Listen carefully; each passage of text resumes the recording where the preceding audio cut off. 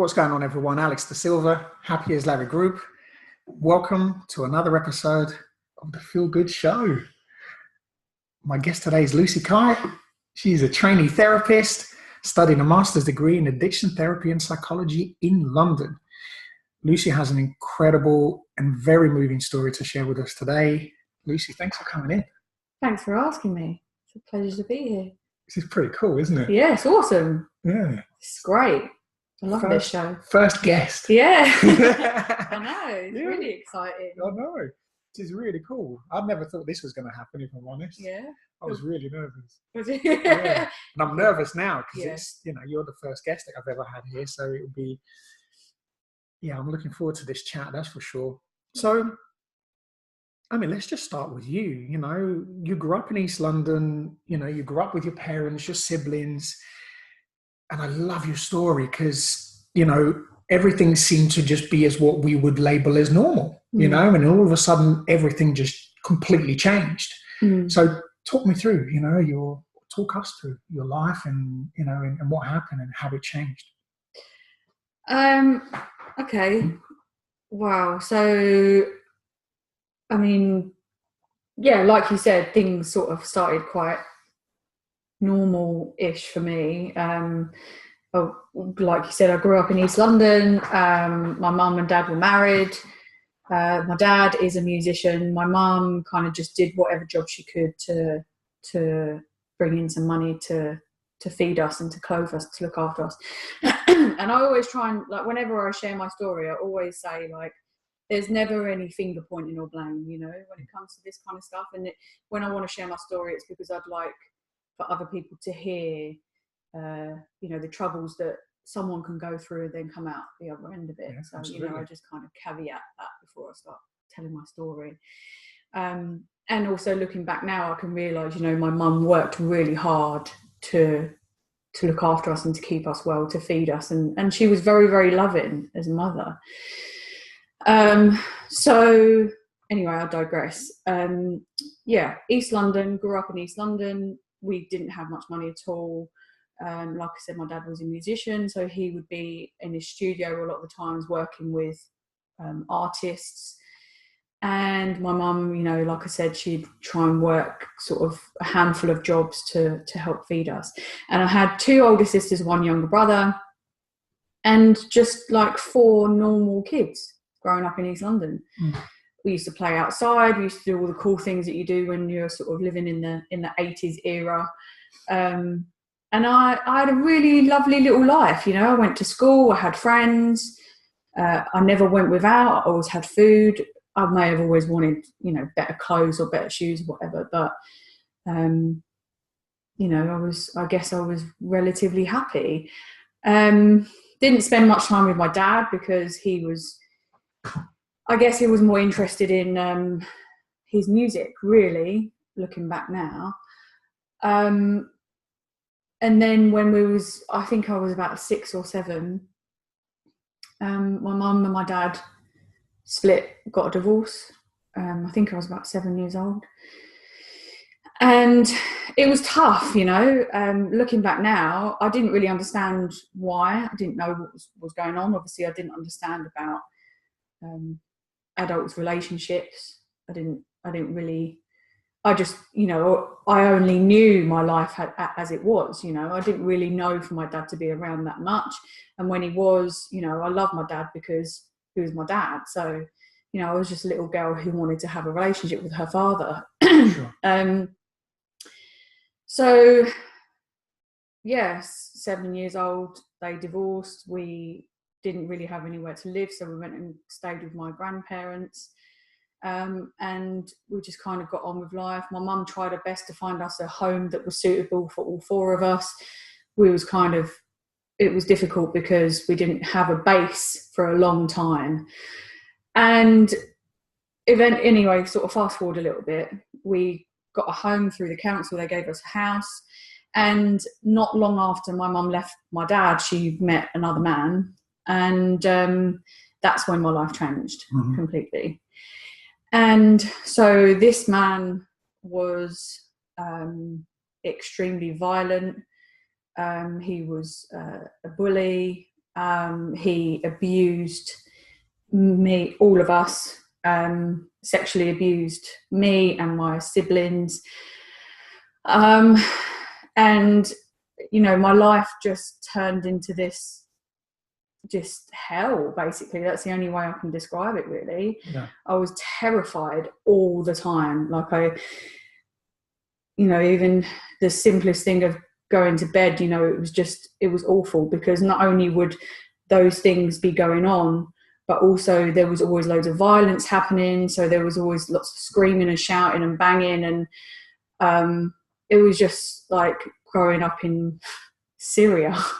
You know, I didn't have any freedom, you know, even down to the fact that we were treated differently. Like, we were fed different food. You know, my mum and him would eat like steak dinners and stuff like that, and we were given, like, you know, not very nice food. Yeah. You know, so the messages that I then was receiving was that I'm worthless. Yeah. You know, I'm not good enough. You know, this constant sort of beatings, hospitalised on a couple of occasions, deafened in my left ear. And how old were you when all of this stuff was happening? It was from about 8, I think. It went on from between 8 years old to about 12. Jesus. Yeah. Yeah. So go on, carry on. So, yeah, I mean, like, I feel sad when I talk about it now. I mean, I've done a lot of work around it. I've had a lot of therapy, as you'll hear later on. But it was, you know, when I think about children of that age now, it astounds me that anybody could treat a child that way. And yeah, so, you know, it was basically instilled in me that I didn't mean anything. I was worthless. I wasn't even good enough to be fed properly, you know. At a very young age, I had to learn to fend for myself, because my mum was with this man, and we lost her, you know, as a mother. And I love my mum dearly. I love her dearly today. You know, we've worked through a lot of issues, and we still work on growing our relationship. But back then, you know, it just went out the window, you know. And it was a really, really horrible time. Those years were very, very dark. I felt very alone, even though I had my siblings around me. You know, I just felt so trapped, because I was living this, like, it was like this sordid secret. You know, not only was the abuse happening to me, there was lots of stuff going on around the house as well. There was no escape from it, you know. Even when it wasn't happening to me, there was other stuff going on that we were just exposed to all the time. So was it like abuse and violence? Violence, abuse. You know, he'd walk around with nothing on, exposing himself. You know, he'd take all the locks off of the door, so we had no privacy. So when we were having a shower, he would just come in, and you know, and we were so frightened of him, we didn't know how to say that this wasn't right, you know. Basically, we were like his property. It was just horrific. And what was going through your mind, you know, being so young? And obviously no kid should be really exposed to that kind of behavior, or having to see something like that, especially when it's not, you know, your own father as well. You know, how did that make you feel inside? And, you know, what was going through your mind as a child? Well, I mean, I was just frightened, I guess. I didn't really fully understand what was going on. And also, because I guess I didn't really know any different, it was just how things were. And because I was so young, you know, I didn't have any power to really do much about it. And, you know, I knew in my heart that it felt wrong. And I used to go to bed every night, and I used to pray every single night for it to just stop, for it to go away. And I had this little tape recorder that I used to record my prayers into this tape recorder. God knows why. I don't know what difference that was going to make. But I just had this little tape. I guess that because now I can look back and see that it was something that was mine. Nobody could take that away from me. And I used to go to bed and I used to hit record on this little tape recorder and just pray the same prayer every night, exactly the same prayer. And and for years, I didn't feel like anyone heard me. Do you still remember the prayer? It was something along the lines of, "Dear God, please." I always used to pray for my grandparents. Please look after my nanny and granddad. Please look after my brothers and sisters. And then it was actually, I do remember, please stop Tony from sexing me. Because I didn't understand what it was. I didn't know what he was doing. And actually, I remember that once my sisters found that tape and they played it and they confronted me with it, and I was so frightened, I just said that I'd made it up, like it didn't mean anything. I remember it to this day. It's crazy, isn't it? And I can't, I've got shivers just listening to you, because it's, it's one of these things where I just, you just wouldn't imagine that an adult doing something like that to a child. Kids are innocent. We're innocent little people when we're that small. We just want to learn, and we're just inquisitive, and we're loving, we're caring, and sometimes I can't get my head around why people would want to do that to someone. And where that thought process even begins.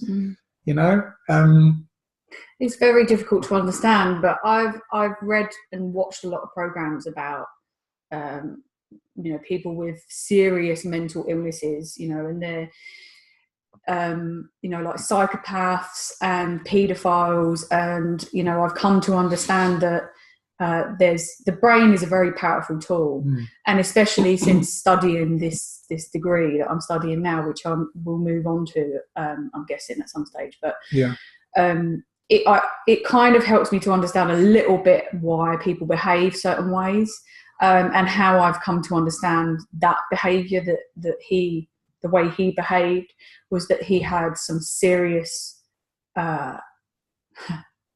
not connected wires in the brain. That's not very simplest technological, but that's how I kind of understand it, and I have watched programs and read articles about that paedophiles, they don't have any control over that serious sort of miswiring in their brain. And there are some people who recognize that they want to do, like, to watch these children's sexual things happening to children, or want to do things to young children, but they know that the logic part of their brain is saying that this isn't right. And I've heard that they then they grass themselves up and they ask for help. And that's where where I know in life we always have a certain degree of choice. So did that happen? So what happened? Did that happen to him? Did he grass himself up, or? No. What happened was, when I started going to secondary school, I was in my first year, and a dear friend of mine, who is still a dear friend of mine, we were very, very close when we were younger. Her name's Nikita, and I used to spend literally all my time around her house. I absolutely loved her and her family. And we were sharing one day about things, and basically it just sort of came to me that what was happening was wrong, was really, really wrong. And I really, really wanted it to stop. And I just blurted it out. I just said that this is happening to me at home. You shared this with her? I did, yeah. At school. I must have been about 11, 12 years old. So I was in my first year at secondary school. And and she was like, wow, we need to tell a teacher. So she took me to a teacher that I trusted, and basically just told her there was all this stuff happening at home. And then I was taken to the head teacher, and then, like, looking back now, I realised that they just didn't know what to do with me. You know, I guess it's not every day that a young child, you know, discloses something as serious as that at school. And usually kids don't, you know, because they're probably so frightened as well, and especially, as you said, not understanding what's going on. It can't be an easy thing for someone to just come out with it. So that's really brave of you to, you know, to bring it out to the public. So then what happened? So it was really, so they had, at school, you know, they'd have these medical rooms where you go in, and when you hurt yourself, the nurse would tend to you and all the rest of it. And they basically put me in this room and left me there, like, all day. I don't think they knew what to do with me, and I was begging my head teacher not to say anything, because by then this sort of reality started to set in, and I became really frightened. And I was like, I started thinking, oh my God, I wish I just hadn't said anything, because all I wanted to happen was for it to stop. You know? Of course. I didn't want my mum to be sad, you know, in a strange way. I didn't want him to be sad either. You know, we hear about this thing called, I think it's called Stockholm Syndrome or something like that, where, you know, when someone is kidnapped, they tend to have this kind of loyalty to a kidnapper. And it's a similar kind of feeling, like when I was that age. You know, I just wanted us to be a happy family. And because I had a kind heart and I was a really loving child, I just wanted everyone to be happy, you know, even him. And I didn't want anyone to get in trouble. I just wanted it to stop. And so, I kind of, then I felt like I wanted to backtrack, and I wanted to take it back, what I'd said. And obviously the cat was out the bag, so it was serious, you know, what I'd said. Of course.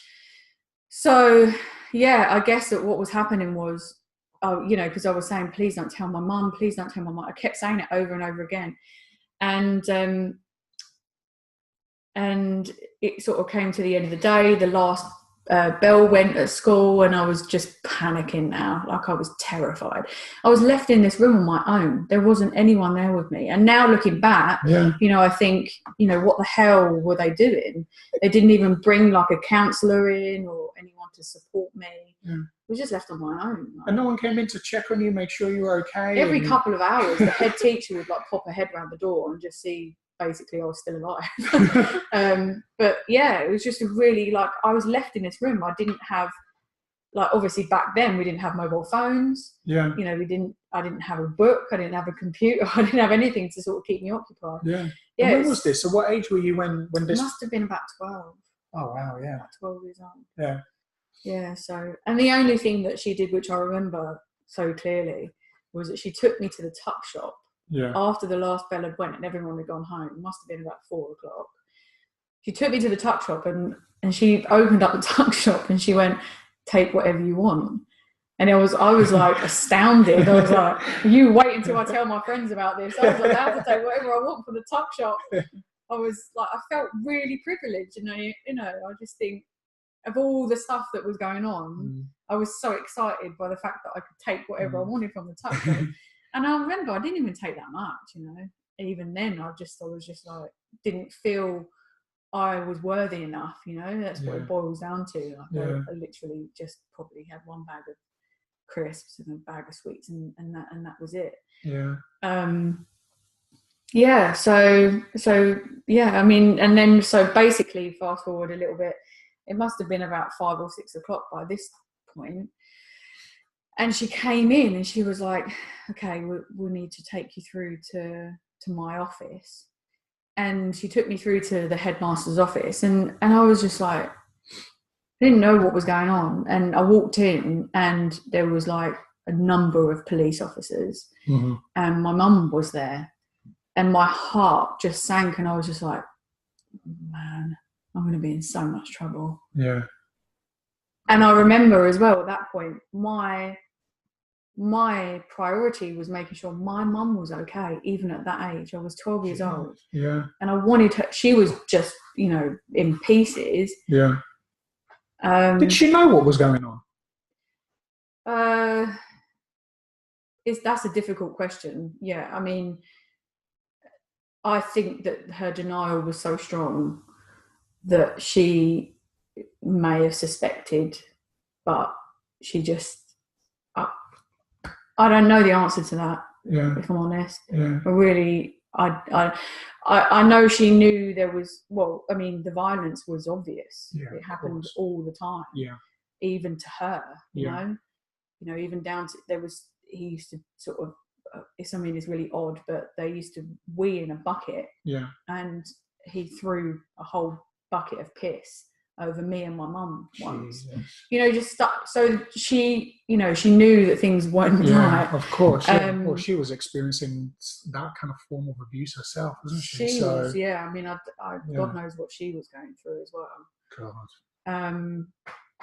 But yeah, I mean, and I remember thinking at that time, like, it was really odd. Why are you crying so badly? Like, you know, stuff isn't right. Even at 12 years old, I knew that. Mm-hmm. So it was just so confusing, you know, because you look up to your parents and you think your parents want the best for you. Yeah. And it was just a very confusing time for me. And the first thing she said to me was, "Why didn't you tell me?" And that's when I was confused. I was just like, "But you know stuff's going on. Like, there's things happening that you know there's stuff going on." It was really strange, very, very odd. Especially if things were happening openly by the sounds of things around the house as well. And you mentioned some unusual things of him walking around naked and, you know, which is not normal, you know, for anyone to be doing that. I think even parents with their own children, I think there is an element of, you know, boundaries in there. Once a child gets to a certain age, you know, it's, you know, it's not quite right, is it? To be doing that kind of stuff. So yeah. And even with that, you know, I knew that it wasn't because there was like this element of him being comfortable around the family. There was more to it. There always was. Yeah. You know, there was he'd play porn and make us watch it, you know, and it was just, so yeah, there was a lot of that stuff going on. We were exposed to some, you know, some really horrific things. So nothing that any kid that age should be exposed to. No. You know, and I think if anything, as parents, we would like to teach our kids values, you know, things that we shouldn't be doing. And it just seems like he was doing the complete opposite and, you know, and really taking advantage of that, you know, and kind of almost using it as a power, you know, make himself feel good about himself, which, to be honest, saying it makes me feel sick because, you know, you're doing that to really innocent little people, you know, who should never be exposed to stuff like that. You know, we need to be protected from that stuff, you know, not exposed to it. So what happened after that with, you know, when she turned up and the police was there and, you know, did they take action? So we were taken in the police car. We were taken back to the house to gather some bits, clothes and stuff.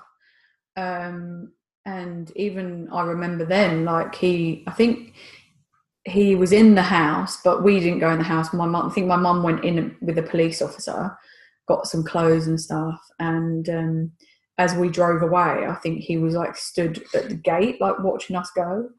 And we were taken to a shelter, like a woman's refuge. The four of us, me, my three sisters, my three siblings and my mum. And we stayed there for a while until I think he was moved out to somewhere else. Wherever he went, injunction was put out against him so he couldn't come near us. But,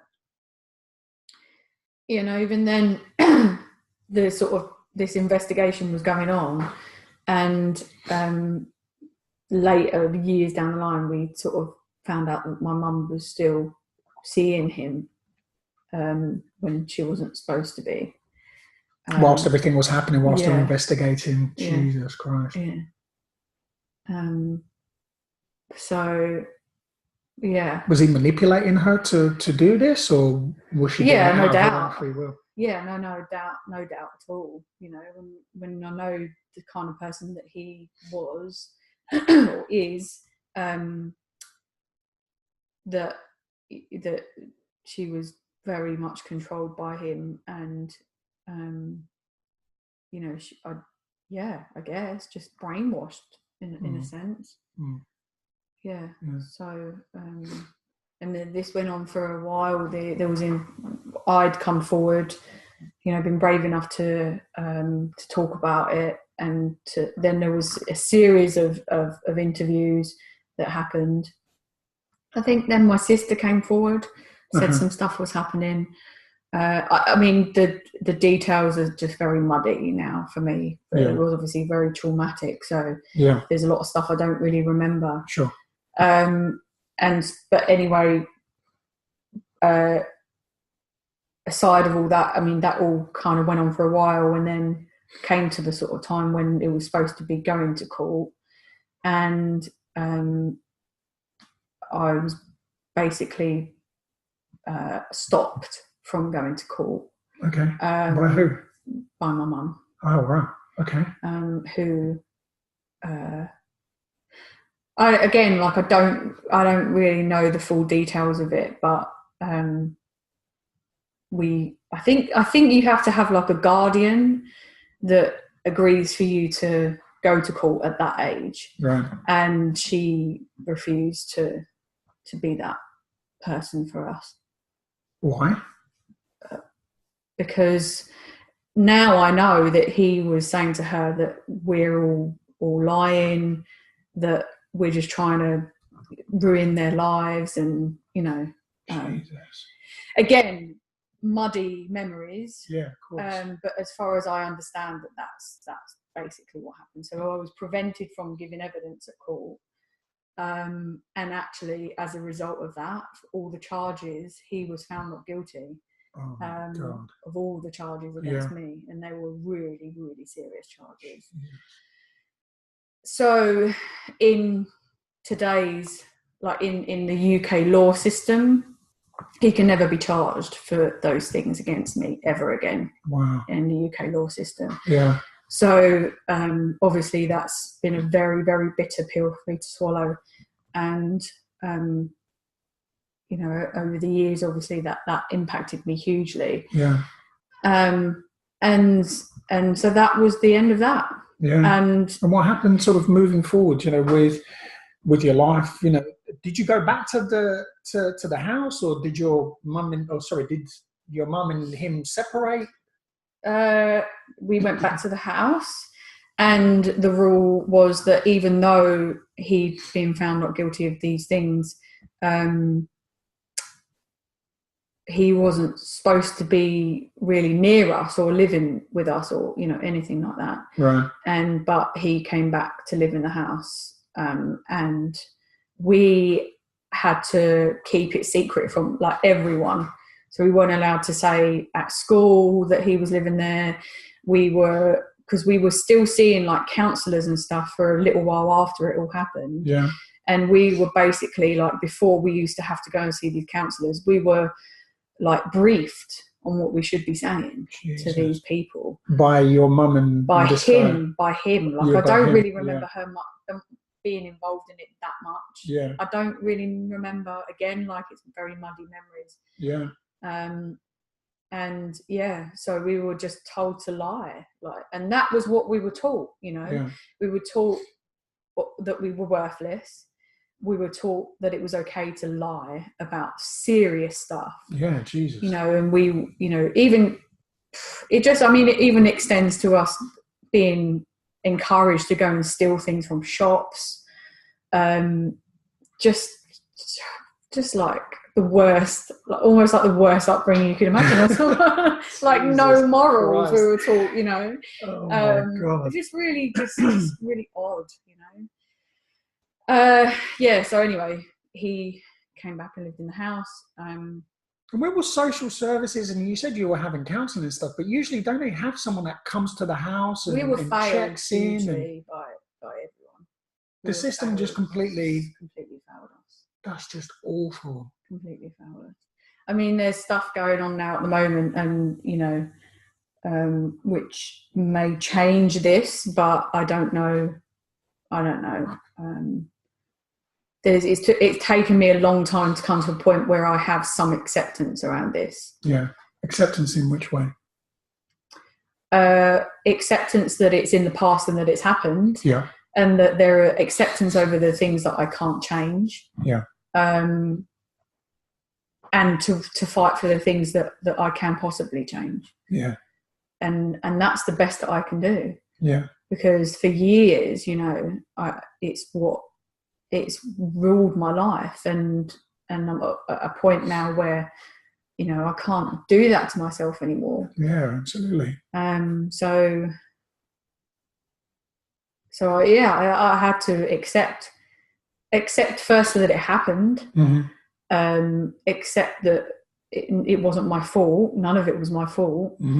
And then moving forward, you know, what can I do moving forward? And that's I guess that's what the acceptance means to me around it. Living a better life. Yeah. Yeah. So what happened then, you know, I guess as you started to grow up, because, you know, we talked about before, and, you know, I know you love singing, and, you know, you've got an incredible voice, and, you know, you pursued this career, you know, into singing, and again, when did that start? And, you know, you mentioned about your real dad hadn't been in the music business. Is that where the inspiration came from? Yeah, well, I believe I got my singing talent from my father, because he is a musician. Yeah. So I guess that genetically that's where it came from. And yeah, I mean, I used to love, I wanted to be involved in what he was doing when I was younger, but it wasn't really. I don't remember a bit. But we were introduced to like amazing artists growing up. Right. Like we were, you know, the Beatles and the Carpenters were like, I loved them growing up, and you know, all that kind of music we had that going on around us. So we were very lucky that we were to know music, that like real music, you know. But yeah, so I'd always wanted to be a singer since I was like old enough to understand what was going on. Yeah. And I'd sing all the time, and I started having singing lessons when I was quite young. But I didn't have any confidence because of all this stuff that had gone on. Yeah. I didn't have any confidence in myself, in anything to do with me. You know, I really thought that I was worthless, because I was bullied by him as well about anything about me, about my weight, about what I looked like, about what I was wearing, like everything about me. Is this your stepfather? Yeah, he was just horrible to me. Yeah. So I just thought I was a bag of shit. Yeah. Basically. Yeah. To be honest. Well, I guess if you get told enough, you start to believe it, don't you? Yeah. You know, especially by the people you know, we usually look up to. You know, these people are the ones that, you know, I guess help us to become, well, I guess help us to become, you know, who we lead to be, you know, when we're adults, you know. So learning important lessons, you know, being self-worthy, or in your case, obviously, clearly they did nothing like that at all. He did nothing like that at all. Did the complete opposite, if anything. Yeah. Yeah. So, I mean, obviously, I just didn't think I was worth anything. And so he was back living at home up until, I think I just turned 16, just finishing school. Yeah. And me and Laura were left in this house to basically fend for ourselves when I was 16 years old. And who's Laura? My sister. Okay. Sorry, my older sister. Yeah. So we lived in this house. They moved out, left us in this house, and we were basically had to learn how to live by ourselves. Like I didn't have a clue, you know, and why would any 16-year-old know what to do with paying for gas and electricity and paying the rent and, you know, knowing anything about running a house? Yeah. Why did they just up and leave? And this is your mum and this guy just up and... So this was a council house. Right. And it was in, I believe it was in my mum's name. Right. And he bought a house in his name. Mm-hmm. So they moved out to that house. Mm-hmm. And my mum kept this council house in her name. They left. Yeah. And me and my sister were left in this house. Yeah. Basically. So that's what happened. Right. Okay. So, I mean, I wanted to go to college to study performing arts and stuff like that, but obviously wasn't given that choice. So I had to find work. Yeah. So what did you do?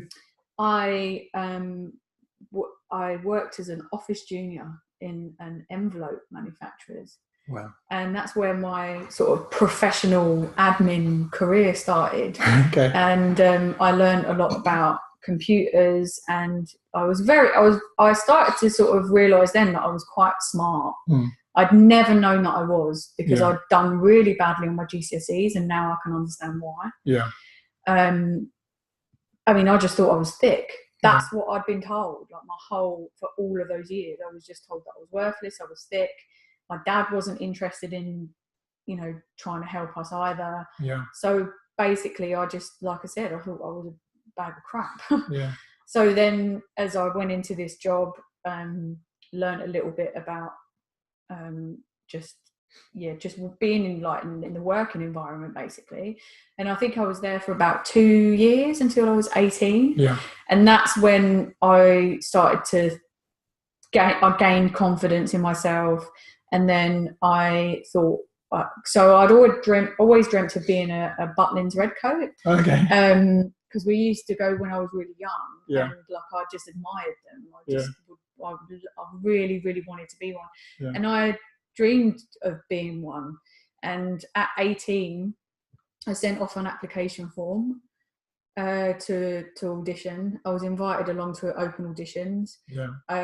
I had a certain amount of stages of auditions, and then 2 weeks later I got a phone call from Butlins offering me offered me a position to be a redcoat. That's cool. And it's the first time I'd ever done anything for myself. Ever, really. Ever. I'd start, because I'd had singing lessons when I was younger, and then I'd stopped going because I couldn't afford them, but also my confidence was very low. Yeah.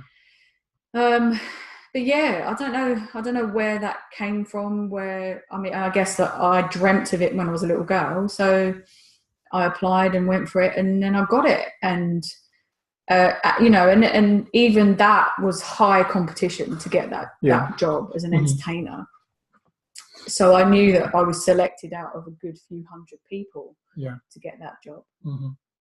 And that was down in Somerset in the West Country near Cornwall. Yeah. So is that like the beginning of your singing? It was the beginning of my singing career, my entertainment career. Yeah. Because it was, so basically, and I was almost like the littlest Hover, like I didn't have a home. Yeah. So wherever I kind of laid my hat, that was my home for many years. Living off a suitcase. But exactly that.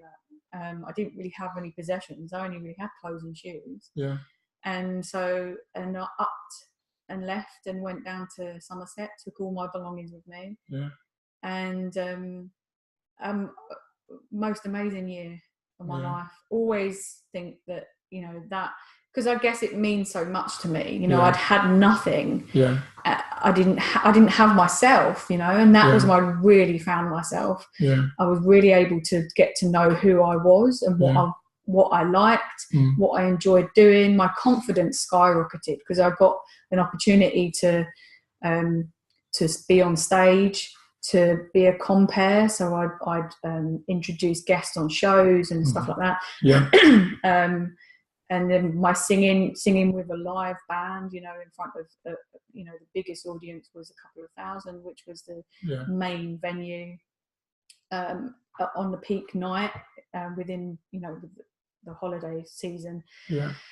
And that's when I started to realise what I could do. Yeah. And you did it by yourself as well. Yeah. Which is a huge achievement considering where you were before and the upbringing you had up until that point, you know, and sort of being left and going through all of that stuff you described earlier, you know, and then just thinking, do you know what, let's just grab life by the balls and, you know, just chase the dream. Yeah, I don't know where it came from. I don't know where I learned it. I mean, I've just been a survivor. Yeah. Because I've got through all that stuff. Yeah. And I guess, you know, when that started to happen for me, I really started to think, you know what, I can do this stuff. Yeah. I don't need somebody else to tell me whether I'm good enough or not. I guess that was the start of maybe seeing that. Yeah. But then that was also the sort of beginning of my addictions. Yeah. Which I wanted to get to as well, because, you know, with everything that happened and, you know, you sort of tasted success and, you know, you started to kind of grow up, because you tried out for some of the TV shows and weren't you on TV as well? TV, yeah, I was on a reality TV show called Redcoats, actually. Right, okay. That was the very first time I was on TV. Yeah. People might remember it. It was years ago now. I think it might have been on ITV, like really late at night, like 2 o'clock in the morning or something like that. Like one of the very first kind of reality TV shows. Oh, wow, okay. Yeah. It was called Redcoats, and it was filmed in Minehead, and there was a few of the Redcoats who were like the main characters. Yeah. And I was kind of in the background, and they'd interview me every now and again, and kind of follow our lives and stuff like that. And that was when I was 18. You know, I haven't spoken about that for a very long time. Yeah. And it's, you know, it's probably in the kind of archives of ITV somewhere. But yeah, so I was on that, and then I went. I'm trying to think now. I went on talent shows. I won some talent shows. I won a recording contract in a talent show as well, which I just messed up. I didn't follow through. So yeah, various. I mean, TV shows kind of later down the line as well. Yeah. I was on Take Me Out, but that wasn't singing or performing, but it was good fun. Yeah. So what happened? Because you said you got you know, everything, you got yourself into this position, you know, your dreams are kind of coming true, and you're challenging yourself, you're pushing forward, it seemed as though you're overcoming everything that happened, and you get to this point, you win this talent contest and you get this recording career, and you said you messed it up. What happened? Was this when it all began, your addictive behaviors? And I mean, there was so much of that went on that when I was young. I went from I was so desperate for a career in the entertainment industry. Yeah. I went from being a redcoat, and then I'd come back and I'd go out to Cyprus and sing in Cyprus for a season. Come back and do like the admin stuff in between. Always kind of surviving on my own, you know, and went from place to place, living. Always found somewhere to live. I don't know how. Always found money. Yeah. Always managed to, with no help from anyone. You know, no family members, no one, nothing. Yeah. It astounds me how I even managed it. You know, to this day. And yeah, I was so desperate to become this superstar singer that I would just go into talent show upon talent show, and sometimes I'd win loads of money. Like I remember I won like $2 or $3 grand once. Wow. And what did you do with the money? Just put it on my nose. Just drunk it and put it on my nose. Yeah. And that's like now I look back and I realise, like, given the upbringing that I went through, I didn't know any different. Like I didn't know how to be an adult. I wasn't shown how to behave. Yeah. I wasn't shown, you know, that I need to buy food and pay my rent and you know, just be a bit mature and build a future for myself. Like I literally lived hand to mouth. Yeah. And the money that I got through whatever I did, whether it was singing or working in an office, would be, if I was living somewhere at the time, I'd pay so that I had a roof over my head. But my life was basically chasing this dream of being a singer and living for the weekend then at that point, which was alcohol, field. And when did that start, and where did that take you? So I guess like I discovered alcohol when I went to Butlins, when I it's very accepted in the industry to drink. Yeah. In society, isn't it? It's so openly accepted. It's not one of these things where, people turn their nose up. On a Friday night, you're in London, it's pretty much that's what people do. Yeah. But I guess back then it was like sort of the done thing, especially as an entertainer. You'd drink before you went on stage, you'd drink after you came off a stage, you'd work the evening, and then you'd go out drinking with everyone in the places that you performed in. Yeah. As part of an ego thing as well, because the people that would have seen you on the stage then get to have a drink with you, which is like this, it's like, oh, of course, it's an amazing gives you a boost. thing. Of course it does. Yeah. So that was where I learned, and also actually growing up, my mum and my stepfather drank a lot as well. Okay. So alcohol was always a part of my life. Right. So I mean, I at sort of 18, 19, I came back from Butlins, and then just just tried to make my way through life. But yeah, alcohol really took off in my early 20s, and also food. I had an issue with food. Okay. I used to eat. I was quite large. Yeah. I put on a lot of weight because I was just eating whatever I could get my hands on. Again, I'd never learned how to cook. Yeah. I didn't know what to feed myself to nourish myself. Yeah. So I was just trying to muddle my way through life. Yeah. And in my early 20s is when my drinking really took off. Like, got really out. You're like in survival mode from a very young age. Yeah. And you just literally stayed in that.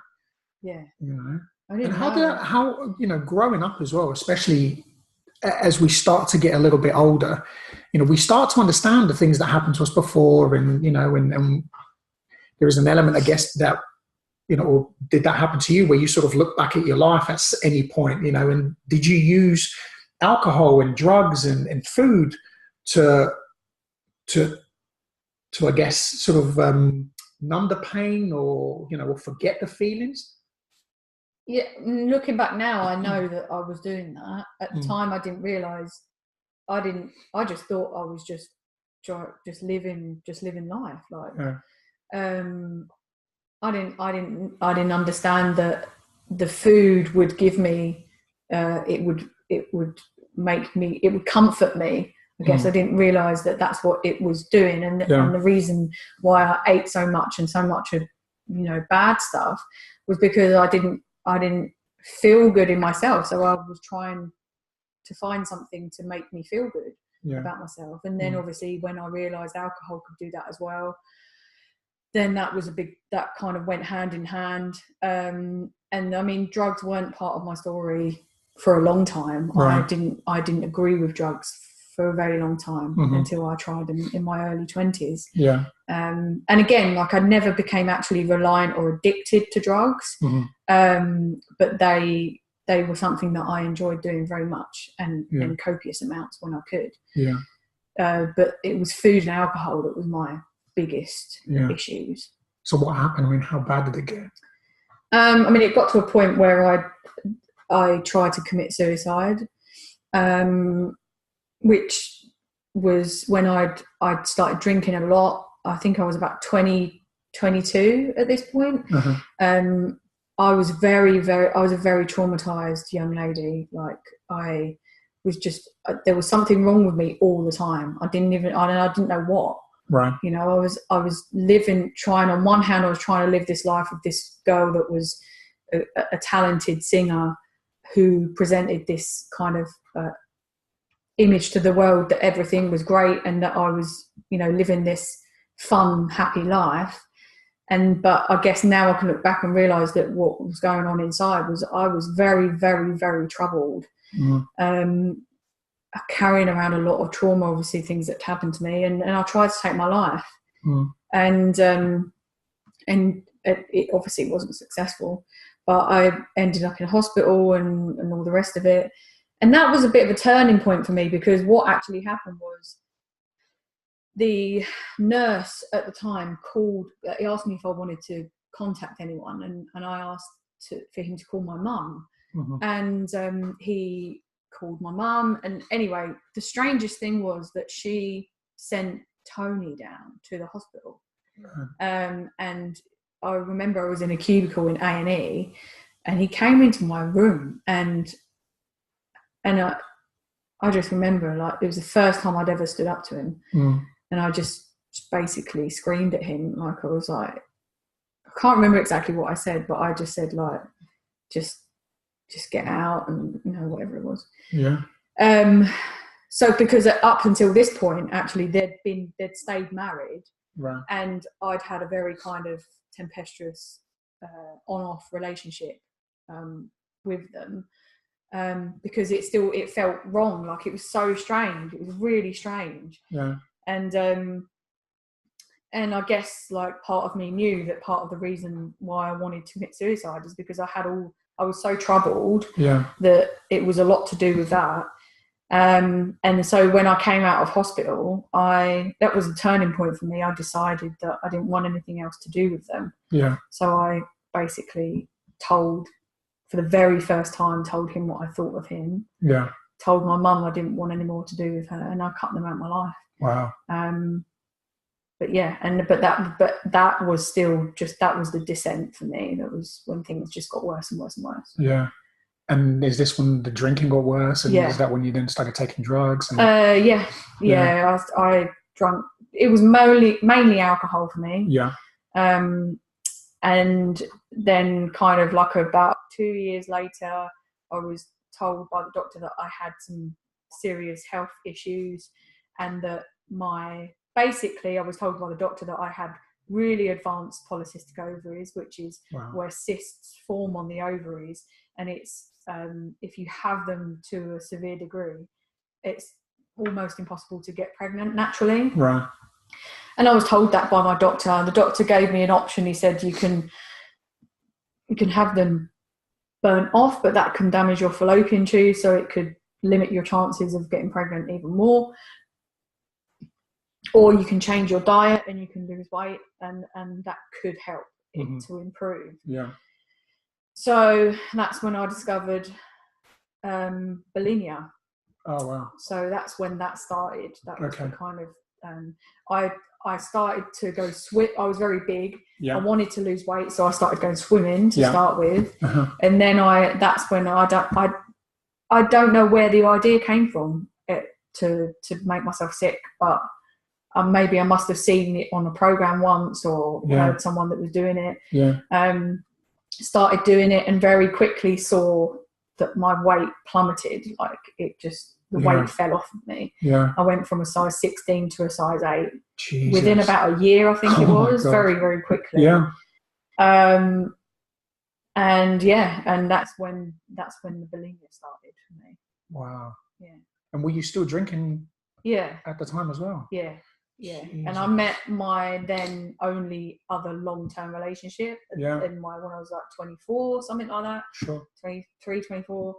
And that was also a big trigger for me, which now I can look back and realise, but I didn't know at the time. I thought that it was like the answer to everything, because I was finally I was going to be looked after by someone. Right, yeah. That's what I was looking for. Sure.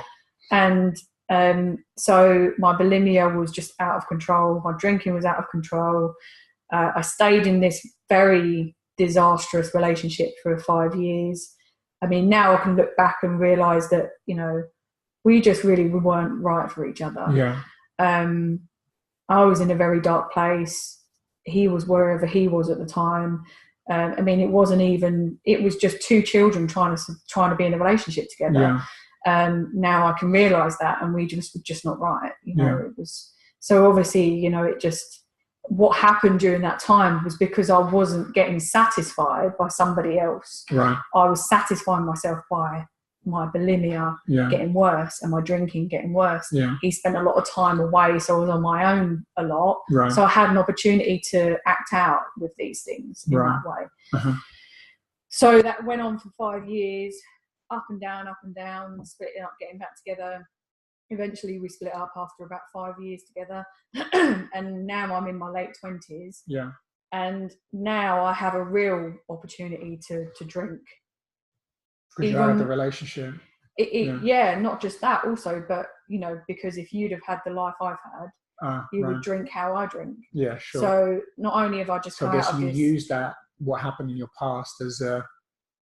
Yeah. I guess as an excuse. I don't know. Yeah. In a sense it is. Yeah. But it's not. Yeah. Because we all have control to change these things and to heal from stuff. Yeah, of course. But obviously I didn't know that then. Yeah. And so, yeah. And I think a lot of people don't, do they? They don't understand that we individuals, you know, we go through experiences, and, you know, especially here, you know, we're talking to men, and I'm sure there will be women who will be listening to as well, especially with, you know, with your story and what you've been through. But men suffer from that as well, you know, making themselves sick, you know, the body image thing is a huge thing. Drinking alcohol is totally socially accepted. But the one thing that we don't accept, and the one thing that we never look at, which you described, and I'm sure you're going to go into now, is it's that emotional, you know, it's the emotional trauma, I guess. You know, it's dealing with the important stuff, you know, the things that we've actually been to. And I think a lot of us, and I've been guilty of this, and you've clearly just described now that you've been guilty of just, I guess, masking that pain with just alcohol, and just kind of saying, well, if you, as you said, if you had the life that I had, well, you'd be drinking and you'd be doing what you're doing, you know, to yourself as well. Well, I always say also, that sounds quite ironic though, is that I'm very grateful that I discovered alcohol. Okay. Because explain why. Because I don't think I would be alive today if I hadn't have discovered a way of numbing my emotions to cope, to get through life. Yeah. So, because I honestly feel grateful that I could drink for that amount of time. Yeah. To survive the amount of years that I did before it was ready, you know, before it was time for me to start looking at this stuff. Yeah. I honestly don't think I would be here today if I hadn't discovered alcohol. Yeah.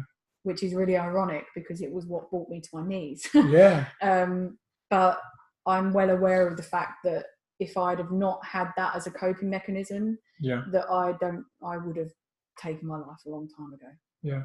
I don't doubt that, really. So because you don't drink anymore now, do you? No.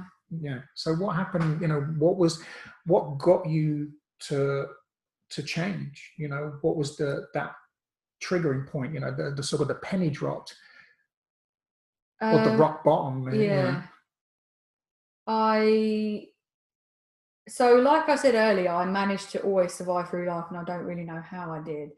I was always able to, like, I've never starved. Do you know what I mean? I've only ever starved if I've made myself starve. So I've always managed to have a roof over my head. I've always managed to find work. I've always just managed to just muddle through. And I came back from, I'd done a season in Spain as a singer, and I'd come back and I got a job as a personal assistant in an insurance company in the city. Really well paid, amazing benefits, great company to work for. And it was just basically everything was catching up with me, really. And I couldn't hold down my life anymore.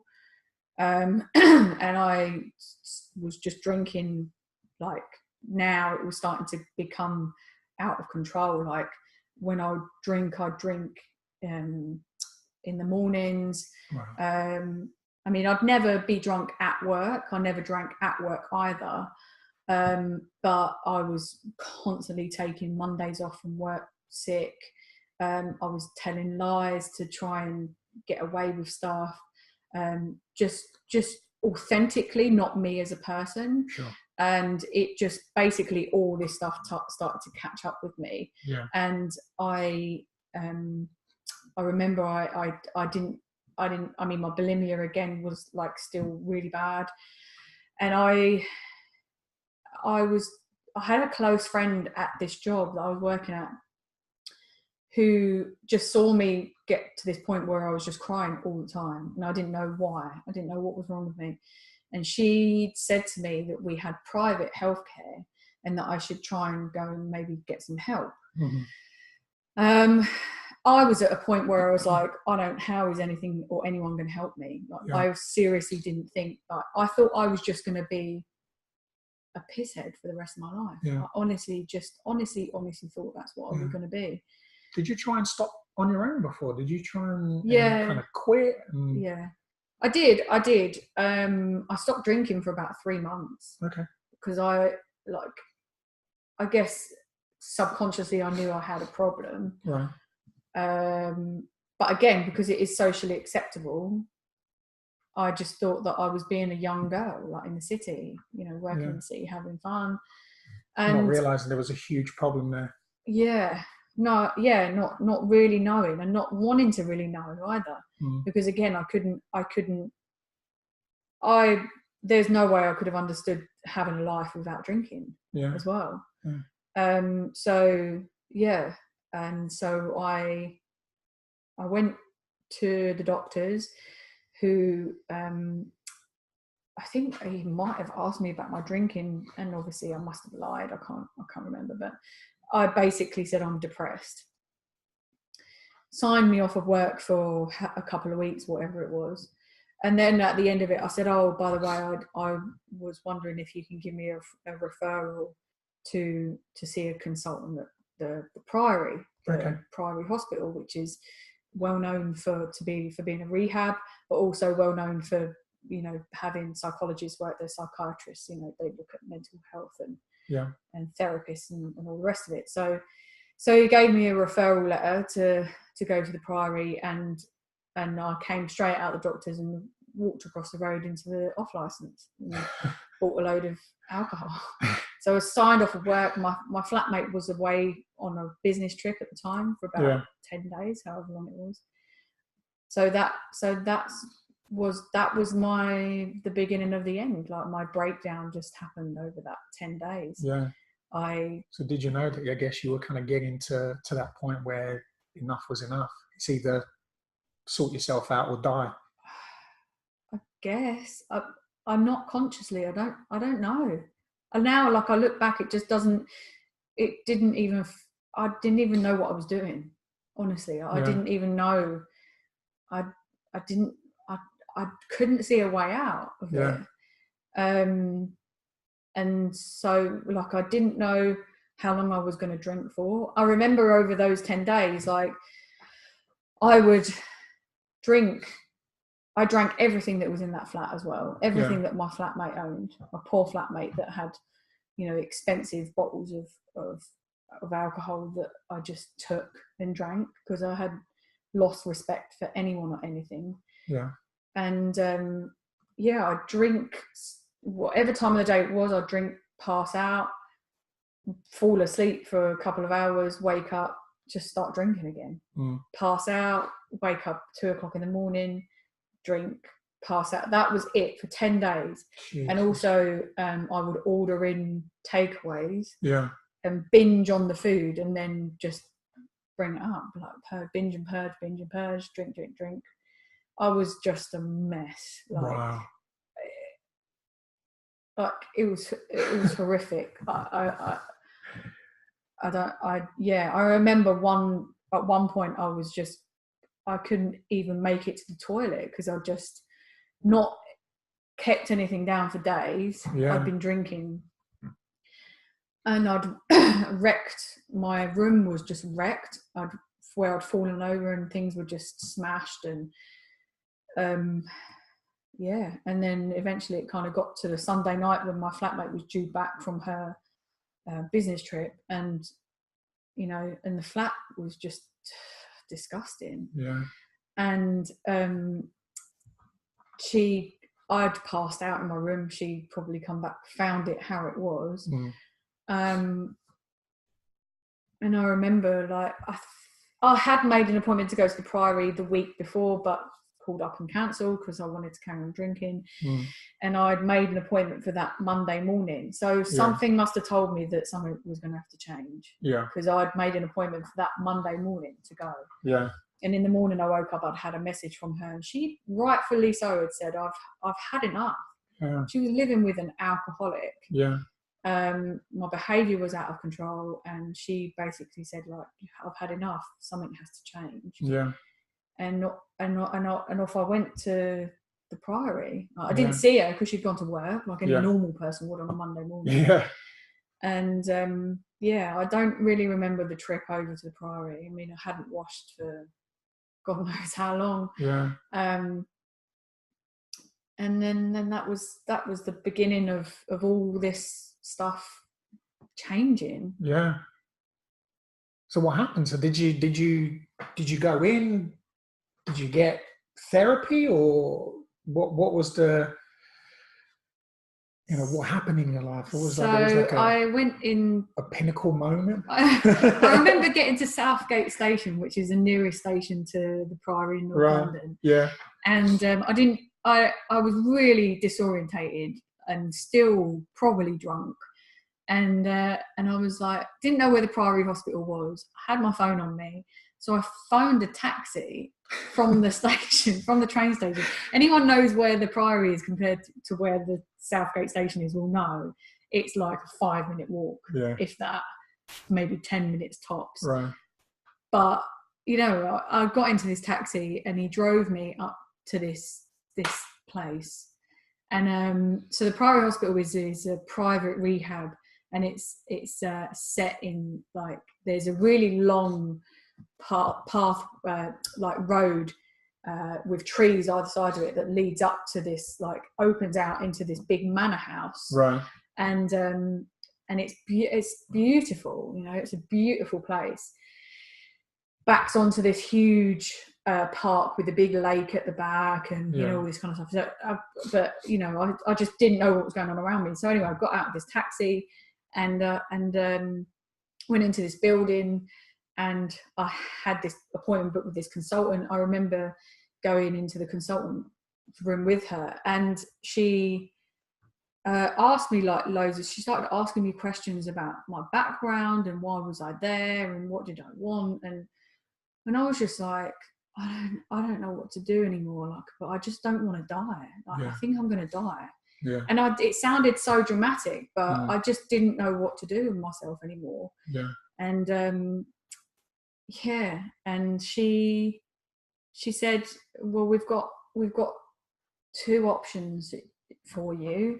We've got a general program that you can go on, which is a combination of, like, CBT and group work, and you can stay here if you want to, or you can do it on a day program, or we have the 28-day addiction treatment program, where you come here, you live here, you don't have contact with the outside world for up to 7 days. You can't get any phone calls.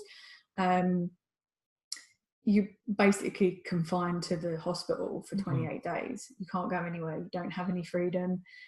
It's really strict.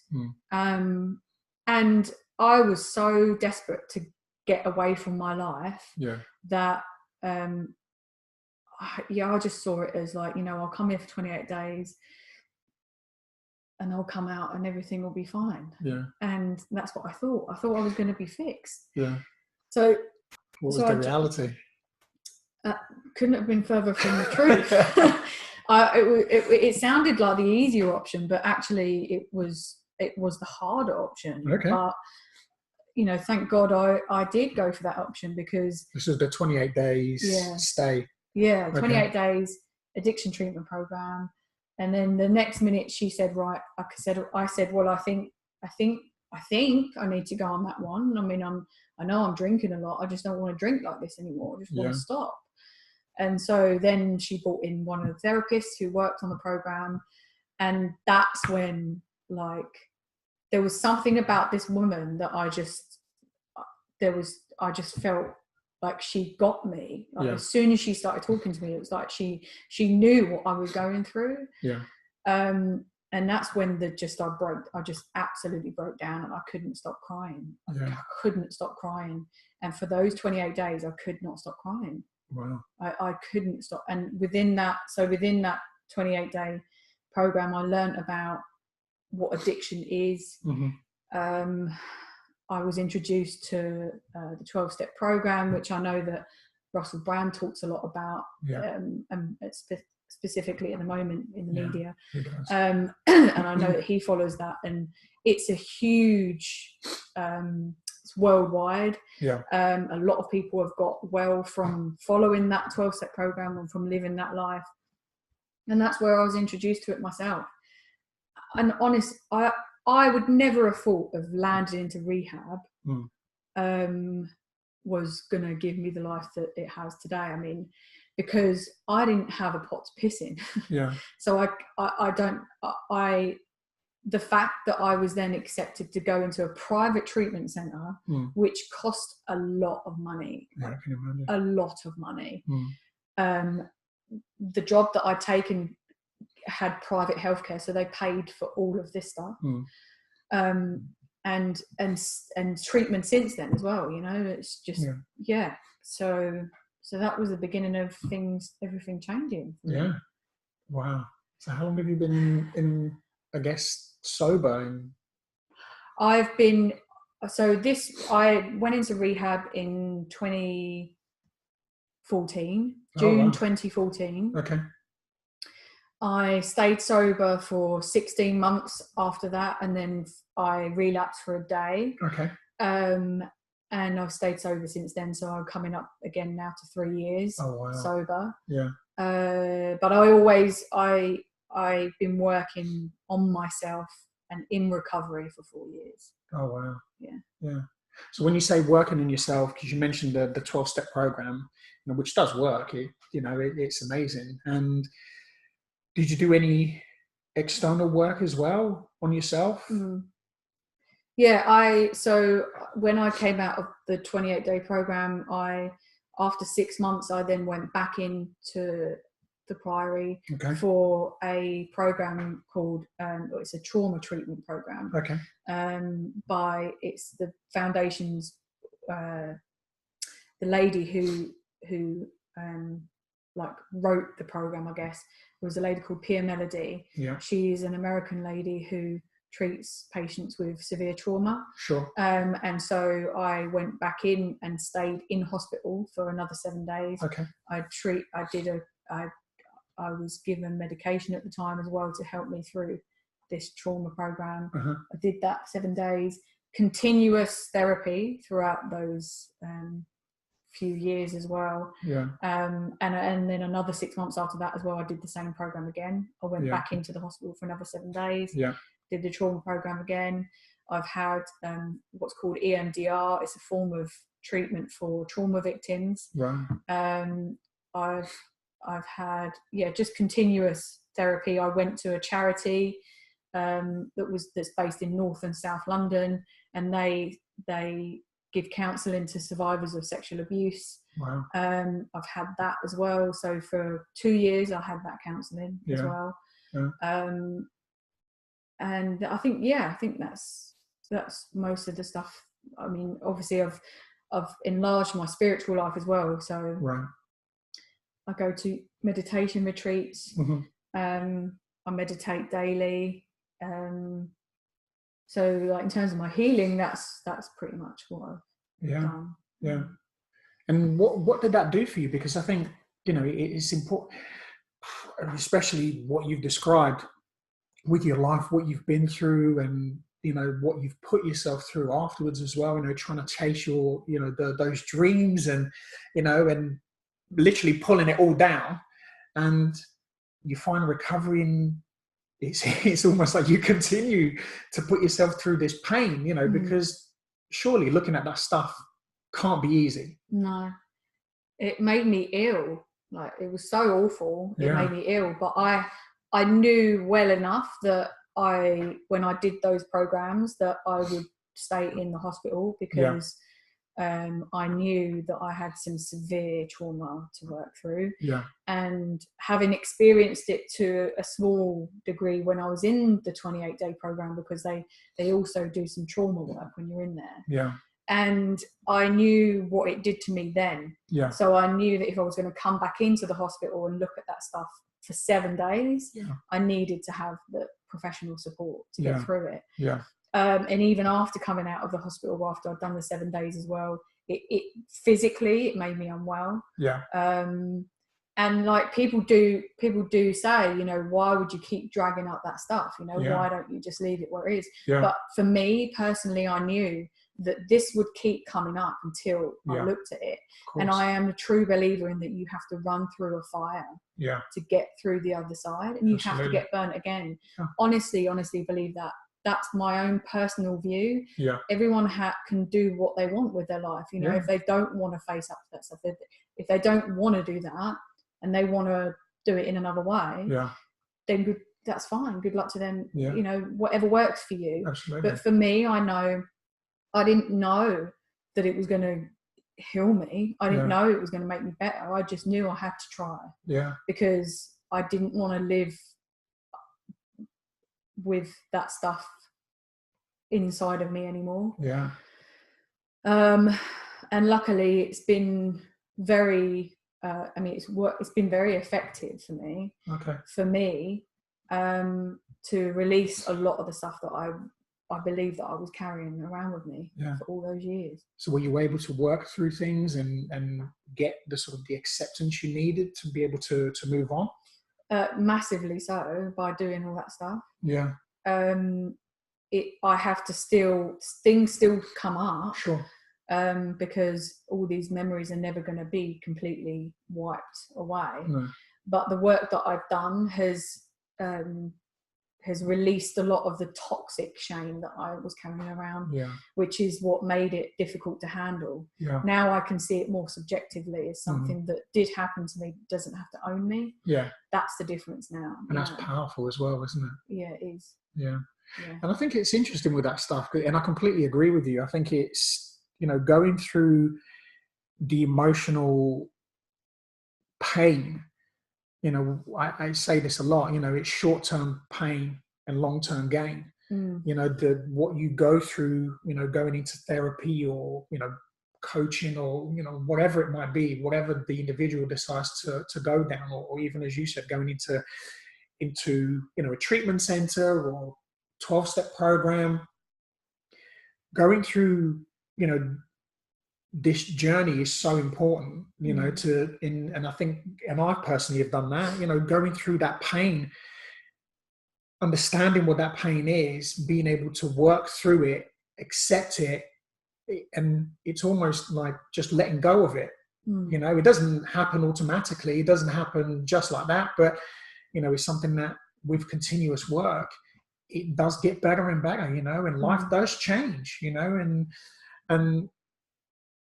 but you know what, you're absolutely right. I think it's not easy, is it, to be able to go through that. And I think it takes a lot of courage, a lot of guts, a lot of patience and determination, isn't it, to be able to go through these things and, I guess, continue to almost put yourself through that suffering, you know. But I guess now you see it in a different way. Was it worth it?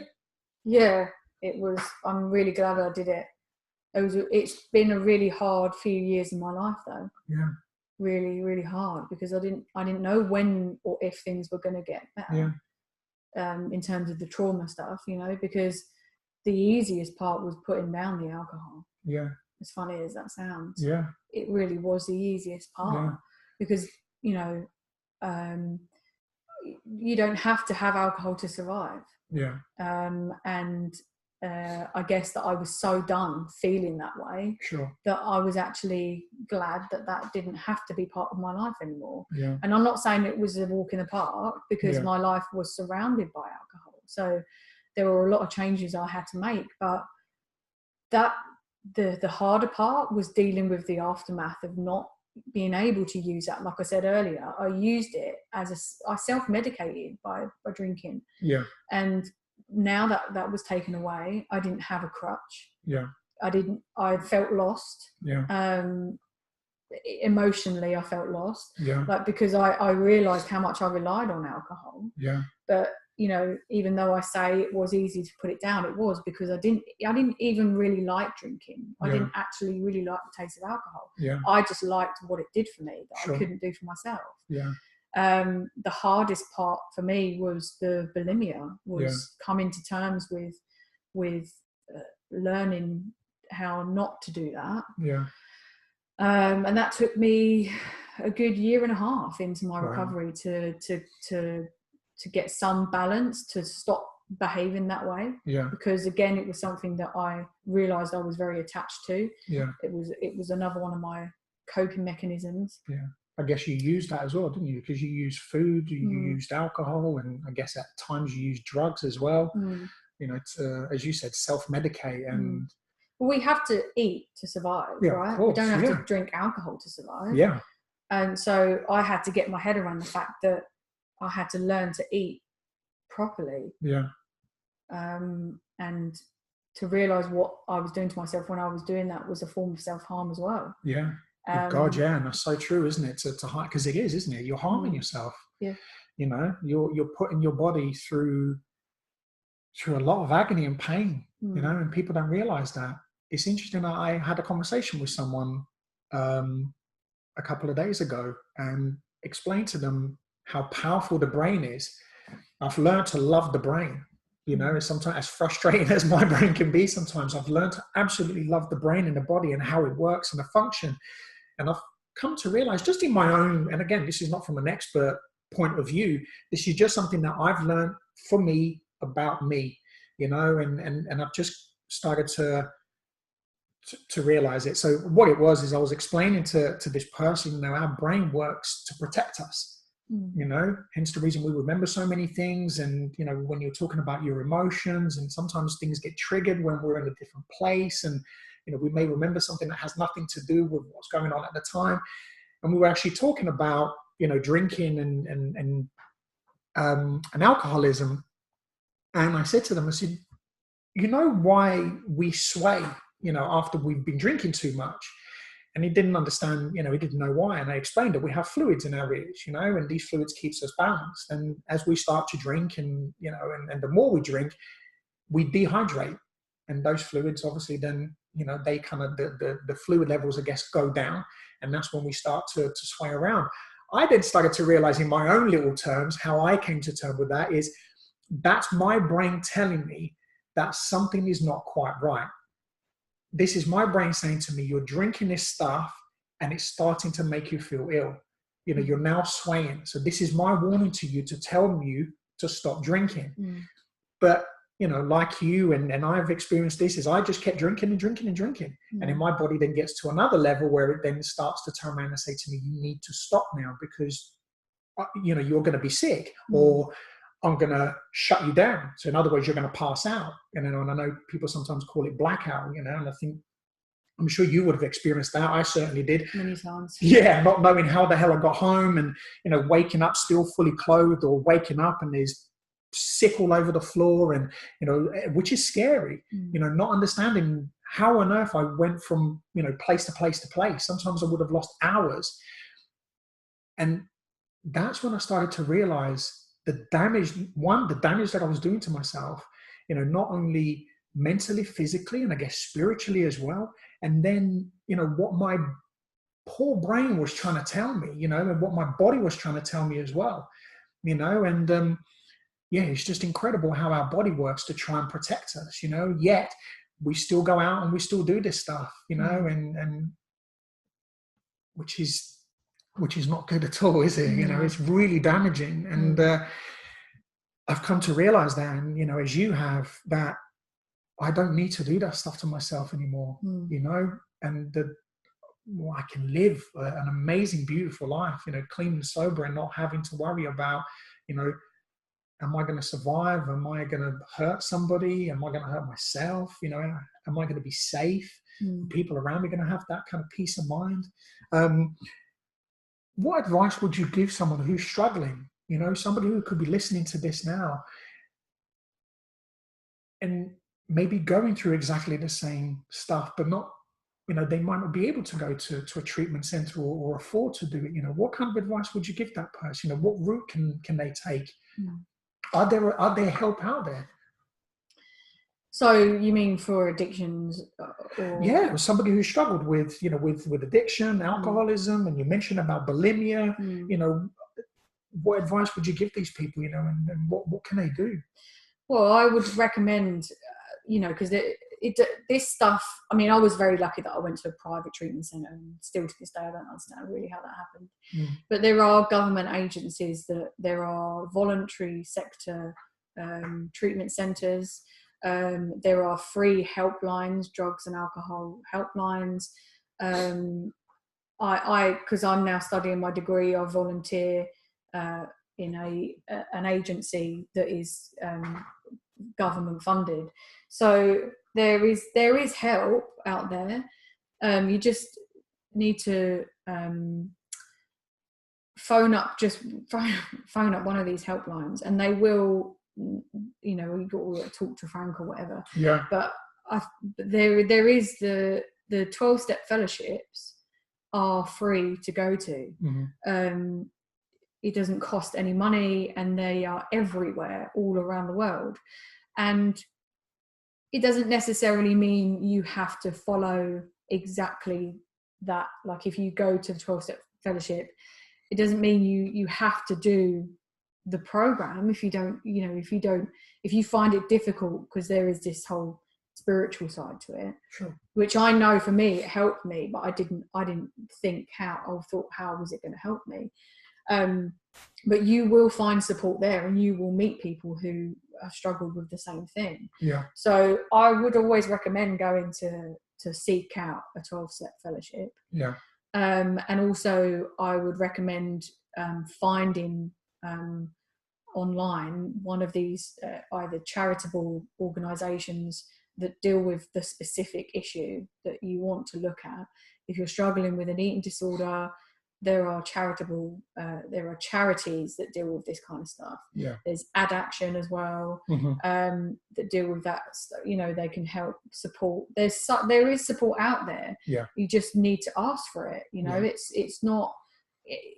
Yes, I was lucky to have private treatment, but not everyone necessarily needs that, because within the government agencies there are people that therapists who are just as talented as people who work in the private organisations as well, who will be able to help you to start looking at this stuff. With the charity that I went through for the abuse that I went through, that charity, the therapy that you pay for is based on what your earnings are. So it's not a set rate. Right. If you're earning very little, or if you're not earning at all, they take that into consideration. Oh, okay. So it's just about, they just want to help, because they are also survivors of that stuff that they've been through the same thing. Yeah. So there is help out there. You just need to reach out and ask for it. Yeah. And also, I'm coming up to qualifying as an addiction therapist in the summer. Yeah. I will be able to start giving private therapy at that point when I qualify. Yeah. I'm also, I want to help people, because I know being in that place, it's very, very difficult to know that there is a way out. Yeah. So even just reaching out to someone who's been through it before can be the beginning of you starting to get some healing, or at least to just feel heard by someone. Yeah. So asking for help is the hardest thing. It is. It's the hardest thing to do. For me, Jesus, it was so hard. Pride, ego, especially as a man. All of these things. And this is the how much I realized what an idiot I was. That I was putting my ego and my pride, what other people thought of me, first, instead of me and my well-being. I mean, what an idiot, I was, treating me in that way, having no regard for me. And I guess you sort of described about you, and I really related to what you were saying about, your self-esteem just being completely rock bottom, and for me, I just wanted to die. I didn't want to be here. I was sick of living, you know, and I didn't think there was anything out there that could help me change, you know, but there is. And this is the thing that, you know, I really want to highlight to people, that there is help out there, you know, there is help out there. And, you know, and I will put some links afterwards, and, you know, so if anyone is struggling and you do want to seek some help, then, you know, we can point you in the right direction. But I want to touch on, because you said about you're going to be qualifying and you're studying a master's degree. For someone that didn't get a GCSE, you're now doing a master's degree in addiction therapy and psychology. I mean, wow, that's pretty awesome, you know, and you've, and I love this story. That's why I was really looking forward to getting you on, because, you know, you're one of those unheard stories, and this is what this is all about. This is what the show is all about, you know, is these unheard stories, you know, of someone that has gone through the ringer, has literally been beaten and overcome. Yeah. And it's possible. Yeah. So now, you know, you're doing this degree, and, you know, talk to us about it. I'm studying a master's degree in addiction psychology and counselling at London South Bank University. I was accepted on my own merit. Yeah. So I applied. I went in for an interview with the course director, and she gave me a place on the course. Wow. I don't have a bachelor's. I don't have any other qualifications. I don't have any A-levels. I don't even remember what GCSEs I got, to be honest. I think I got a U for one of them. You're too pissed to remember. Well, yeah, over the years, all that stuff has gone out of my mind. But, so, yeah, and so I'm now coming to the end of the second year. I'll qualify to practice in the summer. Wow. I start my dissertation for my degree in September this year. Okay. I plan to do a research around males and their descent into addiction and their inability to communicate their emotions. Oh wow! Okay. So, you know, this stuff that you're doing is obviously of a lot of interest to me as well. But I've done proposals around that as well, and got a lot of. I got high marks for the paper that I submitted for my proposal around that.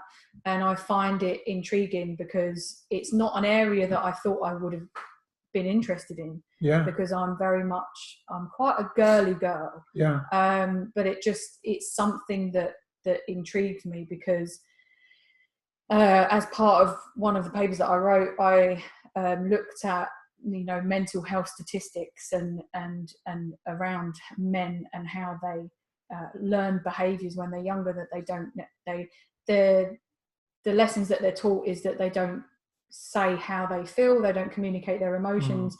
It's such a sort of known thing that, you know, males are supposed to be strong and they don't cry, you know, they don't talk about how they're feeling, and that can cause huge issues down the line, especially to someone who is maybe susceptible to beginning to start in an addiction. I have a strong belief that addiction is an attachment disorder, and also an inability to regulate one's emotions. And like I said earlier, I know that I self-medicated myself to deal with it, and someone who is an inspiration to me is a professor called Gabor Mate. He talks a lot about all that kind of stuff, and that is basically in a nutshell what I'm going to base my research around. Because I looked at I've got a fact about the suicides in the UK.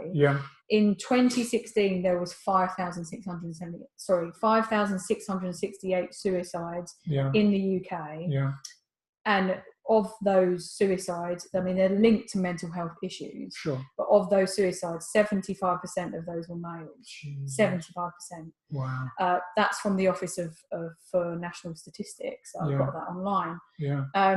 But it reinstates, you know, that stuff around the male, you know, species having an issue with communicating how they feel and not asking for help. And obviously I've done a lot of research around that as well. But, you know, so that's an area of interest that I'm going into my dissertation for my degree. Yeah. But it's interesting because it is so true. I mean, just from personal experience, and I know this as well because I speak to other men, and the reason I started this is because it came from that idea that we don't share things. We don't talk about things. We don't get vulnerable. We get honest about things that we feel like we can, but asking for help and and being able to share really important things, going deep into some really important topics. There is a lot of that. Suicide is one of them. It blows my mind that suicide rates, and I saw something online that they were talking about suicide rates are higher now for men than they are for women in the UK. And that I was just blown away, completely blown away, because I'm thinking, this shouldn't be happening. We're in a world now where, help is so readily available. We can go to Google, we can go to, social media, and literally just search for anything. How on earth is this happening? And that's what I was really interested in learning about, the paper that you're writing, men just not coming forward and saying, listen, I've got a problem here, and that's the reason why, for me personally, this podcast is so important, because I want to stop this, that we've got to be macho, we've got to be men, we've got to be alpha. It's all a load of bollocks, excuse my language, but it's just ego, and it's ego that statistics are showing that it's killing us.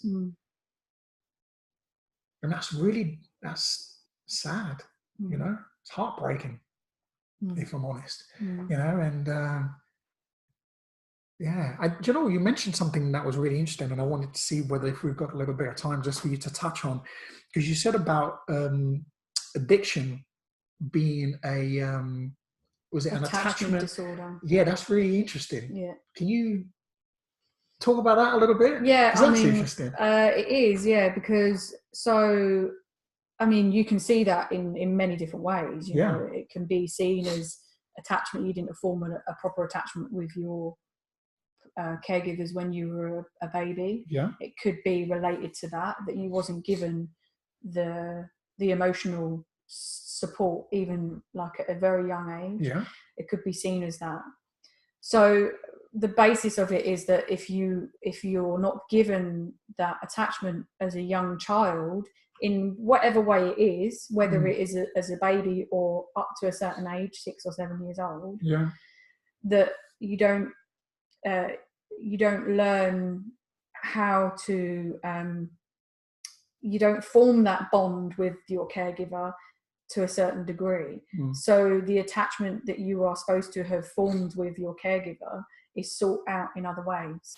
So you attach to other things that are going to change or fulfill you in a way that you didn't necessarily get when you were younger. That's a very high level description of it.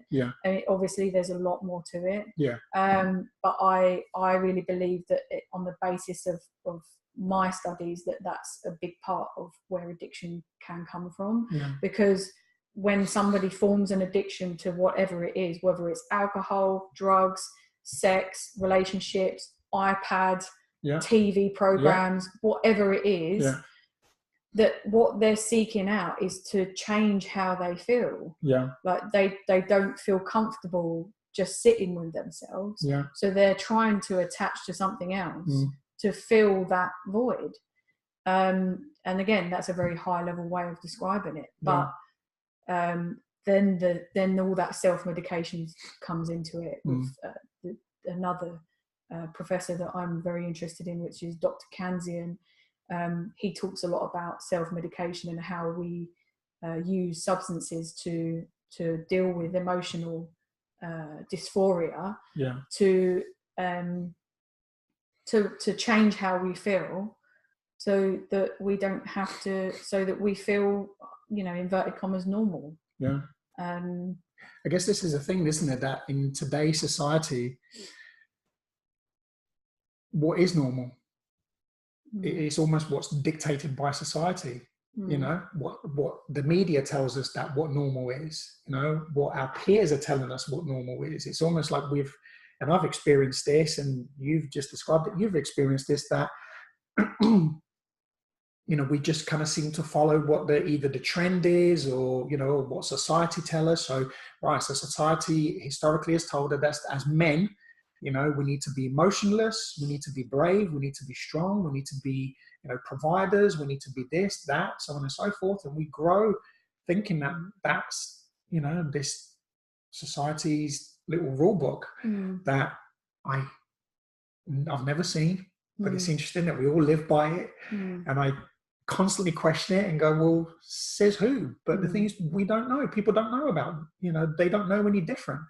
And it's interesting you talk about addiction, you know, because I've kind of come to understand, again, in my own terms, that it is a learned behavior. You know, we learn so many things, you know, from the day that we come out of mum's womb to the day that we die. You know, we grow up, and even as babies, we have to learn how to do things, you know, and we practice these things until the brain, you know, memorizes it. And, you know, and I guess it gets to the point for us where it's a learned behavior, isn't it? You know, it's something that we learn because we know it's going to help us at some point, you know, whether it's self-medication, you know. And this is why I think addiction is such an interesting thing, because it's been labeled, or people only see addiction as, you know, the hard stuff, alcohol, you know, drugs, gambling, you know, sex, so on and so forth. But actually there are so many things, you know, that people are addicted to, as you said, technology, iPad, social media. Social media is the biggest one now, you know, going on, you know, some of the sites. People are addicted to those. You know, I speak at schools, and I know that you do some work with, you know, with schools as well. And, you know, and I remember we did this exercise once, talking about social media, and it says, right, you know, what would you do if you got X amount of likes? You know, if you got a high number of likes, would you keep the post? And we've got the kids to sit down or stand up, you know, and if they got a high amount of likes, then, you know, they'd stand up. And we said, you know, if you got a low amount of likes, you know, 10 likes, which for me is brilliant. If just someone liking the post is cool. And, you know, they would delete the post. And I asked the question, I said, why? And 90% of the kids, they said, well, you know, because it means I'm not popular. I said, yeah, but 10 people acknowledged what you were doing. She said, yeah, but it wasn't enough. And it just broke me, that little, you know, young kids now, you know, are putting their emotions on something that socially doesn't exist. It's a technology, you know, this kind of social interaction now, or you know, just having that level of self-worth. They're losing that at such a young age. And that really worries me, because, you know, if they get to adulthood, you're kind of screwed. Do you know what I mean? If you're having to rely on virtual acceptance instead of actually learning to accept yourself for who you are, you know, because the answer is not out there, it's within you, right? It's really, really interesting, all this stuff. But listen, thank you so much for coming down. I've got one last question, which I always like to ask. If you could have a superpower, what would it be, and how would you use it to help change the world? It would be to eliminate money from the world, and to teach people how to live without materialistic things, and like to banish anything that was like you know, you talk about using stuff outside of ourselves to change how we feel, to teach people that isn't actually what we really need. Because money, I believe, is the root of all evil. I know that there are people that give to charitable causes, and you know, that's great, all that stuff is great, but you know, I was going to actually mention, I know it's kind of going off a little bit off topic, but talking about kind of the materialistic things and money and stuff like that, you know, and addiction, you know, going back to that. So recently there's been the, you know, Ant from Emdr. Yeah, of course. Obviously, you know, he struggles with alcohol issues. He's been into treatment and all the rest of it. Recently he was charged for drink driving. Yeah. And rightfully so, you know, he should be made an example of. Yeah. £86,000 he was fined for, which is the biggest fine ever in the UK for a drink driving offence. Yeah. And relative to what he earns a week, which is 136,000 a week. Yeah. So fine, whatever, you know, it's a drop in the ocean for him. Yeah. And, you know, but my question was £86,000, yes, it's a lot of money. Yeah. But where is that going to go? Yeah. Where is the money that he's been fined? Yeah. Where is it going to go? Yeah. Is it going to line the judge's pocket? Is it being what should happen with that money? What should happen is it should go into charitable causes that supports people who struggle with alcohol, you know, drink or have drink driving offences, to support them through to get well, to prevent this stuff from happening again. So, you know, yes, he's been made an example of, and he's been charged that amount of money, great, but where the hell is that money going to go to? Yeah, that's very true, actually, because, where is it going to go to, you know? That's the question. And it'll be, It's funny how that isn't even spoken about. No. And it's really interesting because it should, you know, it should go to helping other people, you know? To prevent people from getting behind the wheel. Yeah. Stop it before that happens. Support people who have issues in that area. Absolutely. To prevent this stuff from happening even more. This is it, isn't it? It's yes, okay, we've made an example of him, but what we're going to do here is we're going to, you know, put this towards ensuring that it doesn't keep happening, you know, that we help more people to, one, you know, stay alive, because thank God it didn't kill anyone, and two, you know, helping not only these people who are suffering, but it also affects their lives as well around them, you know, it affects everybody. And not just that, you know, I just think, he's been fined that amount of money, but, you know, why was he not given community service? Yeah. Because that money is just, it's not even half or whatever it is of his wages that he gets paid a week. You know, why would it not mean more that he goes out and works in the community and gives up his personal time, which probably is actually a lot more than, you know, that money is not really going to be missed by him. He's worth 60 million. Yeah. It's just, I don't know, I'm curious as to the reason, you know, with what's going to happen with that money, and why was he not given community service? Yeah, no, I mean, listen, you know, our company is all about, you know, our mission is helping to change the world one person at a time.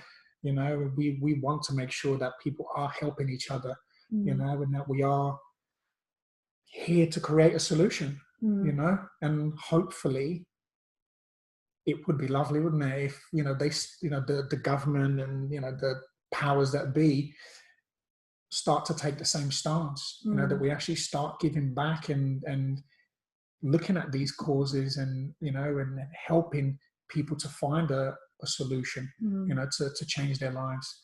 I think we'd save a hell of a lot more money if we start getting people well, then, you know, we leave people out there to rot and die, which effectively is what's happening, isn't it? You know, so any final words? I'm really, really grateful to have the life that I have today, and to have the opportunities that I have through the story that I've shared is just my life story, you know. I've actually written a book as well. I was going to say, you've got a book, right? Yeah, I have. Yeah, it hasn't. I self-published on Kindle. Yeah. But you know, my dream is that it is published by a reputable publisher one day. So it is on Amazon. It is on Amazon. What's the book called? It's a working title. Okay. It's called Sing for Grandad. Okay. Which was a confidence booster that was given to me when I was younger. Yeah. For my singing. Yeah. And so I named my book that. Whether or not I'll keep that or not is to be seen. But you can read it. You can download it on Kindle. But you know, I didn't mean to write a book. It just sort of happened. Again, but that was something else I discovered about myself in recovery, that I'm a talented writer. Yeah. And I've written that book. I've written various other things. I've written obviously papers for my uni degree, but yeah, just that I hope that from this quite long podcast that someone sees, that at least one person sees that they could do whatever they want, they put their mind to, because really I shouldn't be the person I am today. Yeah. You know, if I'd have gone down the same path of what I was taught when I was younger as a child, I should be in prison. Or dead. So, you know, I think that everyone can survive whatever they've been through. And you know, you just one of the things that but one of the reasons why I am where I am today is because I was able to ask for help, and I hope that people listen to this and get some inspiration to make a change in their life, to help someone else, or to reach out and ask for help from someone else to, you know, to change their life. I think you definitely inspired not only the men who will be listening, but I think a lot of women as well. You know, absolutely. I'm blown away by your story, your courage, your self-growth, your self-love, self-care, what you've put yourself through. And you know what? The thing is, what I love the most is, and this is the thing about life, is not once have you sat here and complained. You know, you haven't sat here and bitched about life and complained and said, oh, poor me, my life. You literally just, you know, went through it. And there was no kind of perfection there or any kind of rule book. You chased your dreams, you know, you chased your dreams, and it seems like, you know, you're living it. Yeah. Which is good. Yeah. Amazing. Yeah. Lucy, thank you so much for coming down and sharing your story. Thank you. And if, you know, you guys are struggling with life and looking for a solution, go to our website, www.happyaslarrygroup.com. Sign up to our Stages to Fulfillment program. It's an incredible program that we've put together. It's helped to change lives, and, you know, you can start living a happier life and a more fulfilled life. So have an amazing day, and we will see you very soon. Take care.